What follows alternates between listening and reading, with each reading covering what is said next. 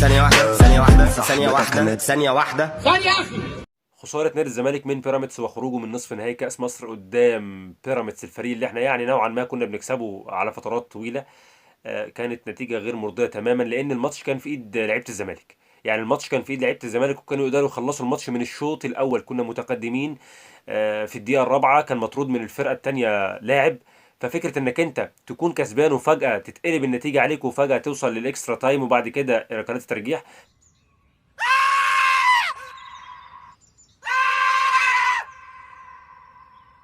برضو عايزين نقف على الاسباب اللي ادت الى هبوط مستوى نادي الزمالك الفتره الاخيره بشكل غير طبيعي.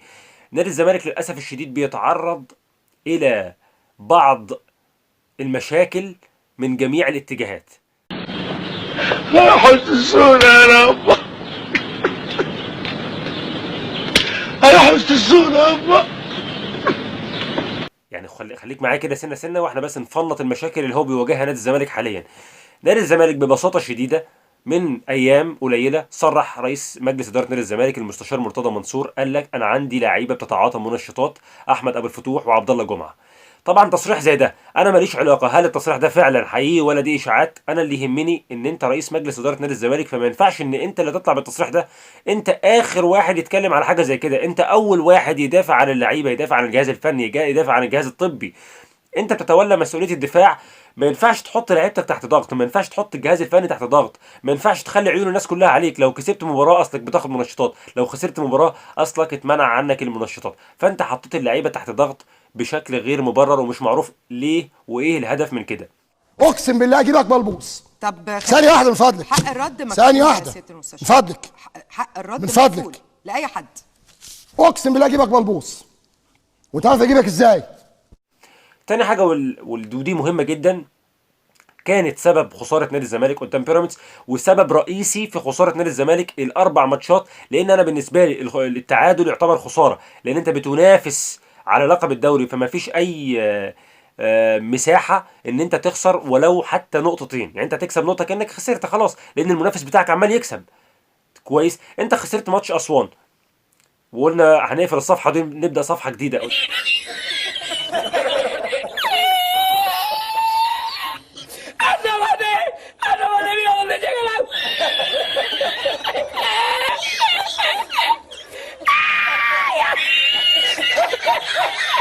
قدام الداخليه اتعادلت، قدام الاتحاد السكندري اتعادلت، قدام بيراميدز عملت حاجه مختلفه تماما. لعيبه نادي الزمالك يا جماعه بتلعب بتشكيله مختلفه غريبه، مش فاهمين اللعيبه، هم مش فاهمين التشكيله، هم مش فاهمين التشكيله اصلا عشان خاطر يلعبوا عليها. يعني انت بتتكلم المدير الفني مستر جوزفالدو فيريرا هو مدير عالمي. جوزفالدو فيريرا راجل مدرب عالمي، واللي يقول غير كده ما هوش فاهم كوره. راجل عالمي، ولكن في مشكله عنده وهي ان هو بيحاول ان هو يلعب في التشكيله بشكل مستمر ويغير في التشكيله. للاسف الشديد التشكيله دي او اللعيبه دي هي نوع من الخامه اللي ما ينفعش ان انت تغير عليها لانها غير مرنه. خامه لعيبه نادي الزمالك هي خامه غير مرنه، حفظت تشكيله معينه فما تقدرش تغير فيها، ولو غيرت هتلاقي مره واحده دروب زي اللي انت شفته كده في الاربع ماتشات اللي فاتوا. يعني واحد يقول لي يعني ايه يغير اللعيبه، واحد يقول لي يعني ايه هيجيبوا فرقه تانية، واحد يقول لي هل ايه الحكايه، اقول له طيب انت المفروض تثبت التشكيله، وانت المفروض اصلا يعني تهاجم. يا عم جوزفالدو فيريرا، انا ليه نفسي اعرف حاجه معينه لو سمحت. يعني انت ليه بتدافع؟ سواء كسبان بتدافع، سواء خسران بتدافع، الفرقه اللي قدامك مطرود منها حد برضه بتدافع، امال انت هتهاجم امتى؟ يعني ما ادري، بس يعني انت شايف اول واحده. يعني انت المفروض انك انت هتهاجم في الاكسترا تايم، طب برضه ما هاجمتش في الاكسترا تايم. الطبيعي ان انت بتهاجم في اخر دقيقتين. يعني انا مش فاهم ايه السبب في ان انت تفضل تدافع. طب ما تحاول تهاجم. يعني انت دلوقتي الراجل اللي قدامك سحب خط النص، قال لك انا خلاص هفتح لك مساحات وهاجم. هاجم انت كمان. انت ايه مشكلتك؟ ايه اللي يخليك ما تهاجمش؟ يعني دي حاجه من ضمن الحاجات اللي كانت اسباب مؤديه الى خساره نادي الزمالك الى الكثير من النقاط الفتره اللي فاتت. طيب تعالى بقى على الجزء الاهم بالنسبه لي انا، واللي المفروض ان الفيديو ده معمول مخصوص علشان خاطره. لعيبه نادي الزمالك بتعمل ايه بقالها 4 ماتشات؟ بس ده اللي انا يهمني. لعيبه نادي الزمالك بقالها 4 ماتشات بتعمل ايه؟ حاجات غريبه جدا، فاولات مش في القانون، دي في المصارعه الحره، اي حاجه زي كده غريبه جدا. يعني انت بتتكلم على ميس باص بشكل غير طبيعي جوه الملعب. لعيبه مش عارفه تسلم وتستلم، لعيبه مش عارفه تلعب كوره، لعيبه مش عارفه تلعب كوره. دي حط تحتها 100 خط. لان لما تيجي تبص على لاعب مش عارف يسلم ويستلم كوره، ده ما بيعرفش يلعب. بيلعب فين؟ ولا له علاقه بكره القدم اساسا. اي حد ممكن تجيبه من بره هتعلمه شويه هيعمل اللي هم بيعملوه. بصراحه ماليش علاقه بالاسماء، انا مش هلعب بالاسماء، انا اللي يهمني الاداء الفني والمستوى الفني اللي قدامي. لعيبه مش عارفه تعمل كنترول على الكوره، لعيبه بتلعب وكانها بتسوق نفسها للبيع. يعني لما تيجي تبص مثلا على بعض اللعيبه، امام عاشور الكره بتجيله عايز يرقص الفرقه كلها ويجري على المرمى. طب يا عم الحاج انت قدامك ان انت تلعب السهله البسيطه، تباصي. انت ليه مش عايز تباصي؟ يفضل يجري بيها الكره تطول من على رجليه، خلاص راحت الكوره.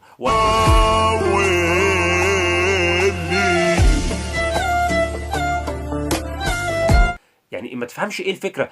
فكره انك انت برضو يعني جزء فني انك انت تبدا باظهره عمر جابر والمسلوسي صعبه. الاتنين كده دماغهم بتلمع زي بعض. صعبه جدا. جماهير نادي الزمالك ما تستحملش كده يا جماعه. جماهير نادي الزمالك ده جلطه. الاتنين مع بعض جوه الملعب كارثه. الاتنين مع بعض ما ينفعش يكونوا جوه الملعب، لان خطر على صحه بعض المشجعين كبار السن. في ناس عندها امراض وازمات نفسيه وازمات صحيه، فانت ما ينفعش ان انت تحط الاتنين دول مع بعض. انا كفايه عليا عمر جابر او حمزه المسلوسي، لكن الاتنين جوه الملعب كتير عليا.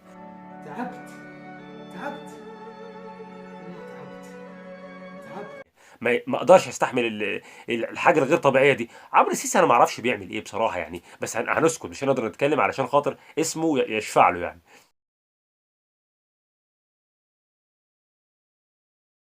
عندك عبد الغني مش فاهم برضه، يعني عنده ميس باص. مش عارف هو هل بينافس على اكتر واحد ما بيعرفش يسلم كوره.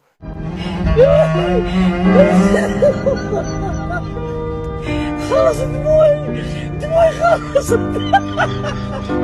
ده عبد الغني. الاهم من كل دول والاهم من نتيجه المباراه والاهم من بطوله الدوري نفسها احمد مصطفى زيزو، لانه بيزعل من كلمه احمد سيد زيزو.